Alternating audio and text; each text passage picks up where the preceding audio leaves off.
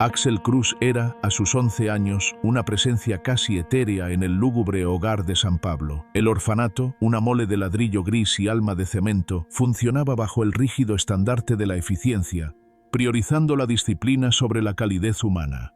En ese ambiente estéril, Axel se había convertido en una sombra, un observador metódico que registraba cada grieta del techo, cada imperfección en la pintura desconchada, pero jamás interactuaba. Su única válvula de escape, su secreto santuario mental, era la cartografía urbana.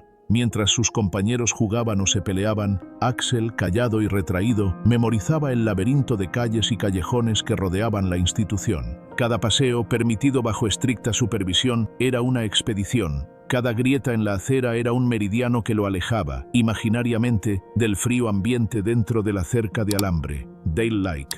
Suscríbete y comparte. Hasta la próxima. Su única y silenciosa obsesión, sin embargo, era la Casa Valares. Conocida por todos los lugareños como La Ruina, la mansión se erigía sobre la cima de una colina, un monumento gótico y sombrío que dominaba el vecindario con una autoridad fantasmal. No era solo un edificio viejo, sino una reliquia arquitectónica completamente ahogada por una hiedra salvaje que tejía una impenetrable coraza verde sobre sus muros de piedra oscura. Sus numerosos ventanales rotos, como cuencas oculares vacías y cegadas, parecían mirar al mundo con un profundo y melancólico vacío. Había permanecido herméticamente sellada por el tiempo y el limbo legal durante décadas. La leyenda local, susurrada en los parques y cafeterías, tejía historias macabras sobre su último habitante, el enigmático y excéntrico millonario, don Efraín Valares. Se rumoreaba que don Efraín había desaparecido de su propio hogar sin dejar ni un solo rastro, dejando tras de sí una casa varada en el limbo legal y, según los susurros de la servidumbre antigua, poblada por espectros de arrepentimiento. Una tarde de finales de otoño, la monotonía y la disciplina asfixiante del hogar se volvieron una carga insoportable. Impulsado por una necesidad visceral de aire y, sobre todo, de misterio, Axel tomó una decisión temeraria. Esperó el cambio de turno de los celadores y se deslizó bajo la cerca de alambre oxidada con la precisión de un felino. Su destino era único: la ruina. Tras un ascenso arduo por el monte, donde la maleza tiraba de su ropa como manos invisibles y los insectos zumbaban una banda sonora de advertencia, Axel llegó al pie de la mansión. Siguió el perímetro hasta que localizó lo que parecía ser una puerta trasera de servicio, hábilmente oculta por un seto de laurel crecido.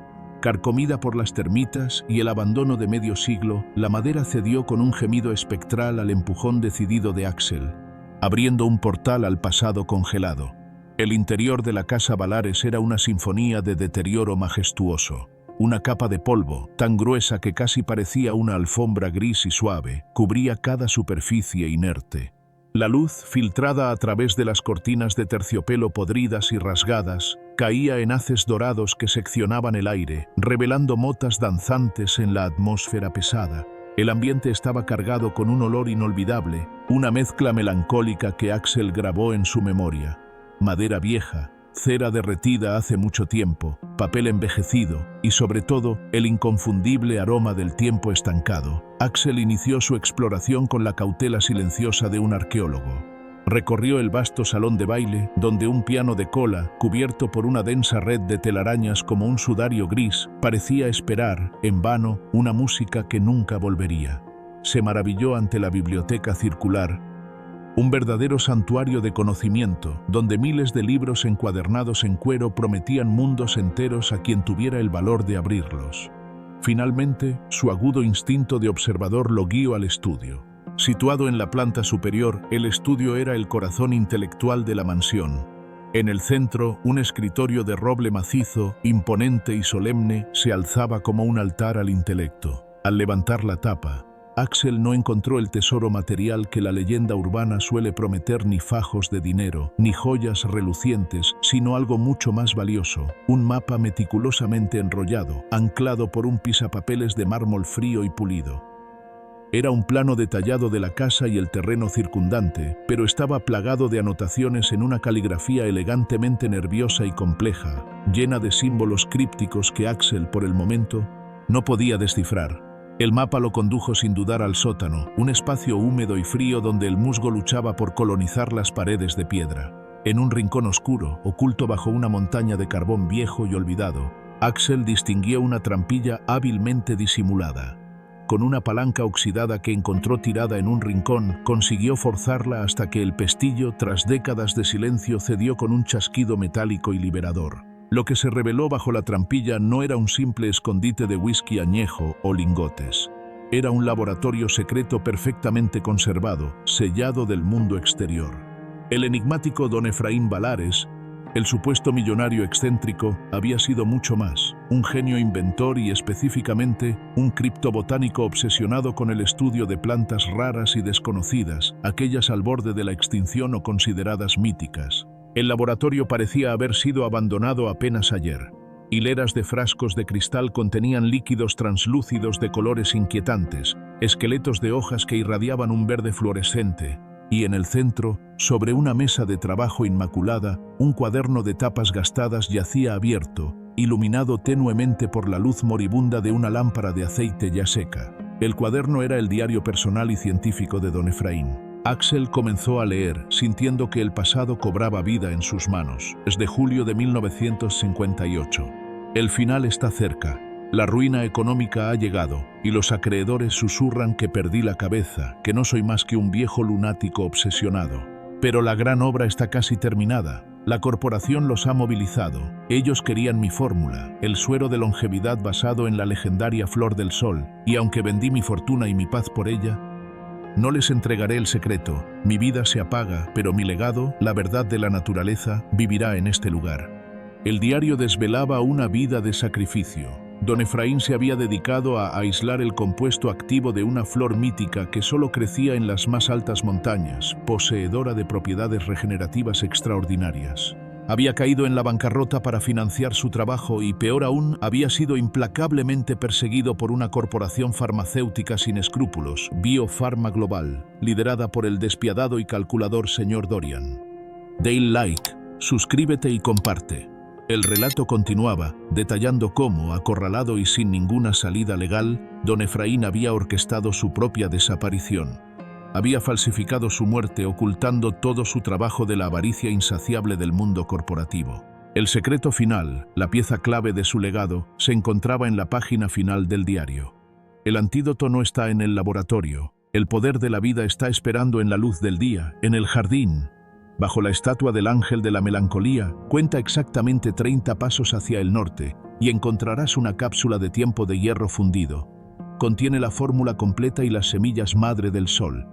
Mi esperanza es que alguien, no mi codicioso sobrino, sino alguien con un alma limpia y ajena a la codicia, lo encuentre y lo use para el bien. Temblándole las manos por la increíble revelación, Axel subió con premura al jardín invadido. La estatua del ángel de la melancolía, una figura de mármol eternamente triste y cubierta de musgo que lloraba silenciosas gotas, marcaba el punto de partida. Contó los 30 pasos con precisión militar. El suelo, húmedo y blando bajo sus pies por las lluvias recientes, le confirmó la ubicación.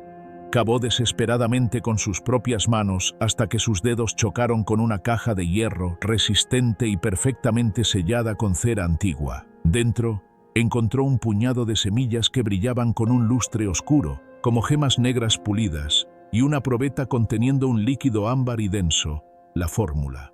Junto a ellas, había un sobre cerrado que contenía un testamento y una carta. La carta, dirigida simplemente a El Descubridor, explicaba el último acto de maestría de don Efraín. No había muerto. Había logrado huir al extranjero, utilizando un compuesto secundario de la flor del sol para alterar ligeramente su apariencia y vivir en el anonimato. Dejaba absolutamente todo a su descubridor, a quien declaraba su único y legítimo heredero espiritual. La vida de Axel cambió en ese instante. Regresó al hogar de San Pablo con el secreto y la evidencia legal. El director del orfanato, al principio completamente escéptico ante la increíble historia del huérfano, se paralizó al examinar los documentos.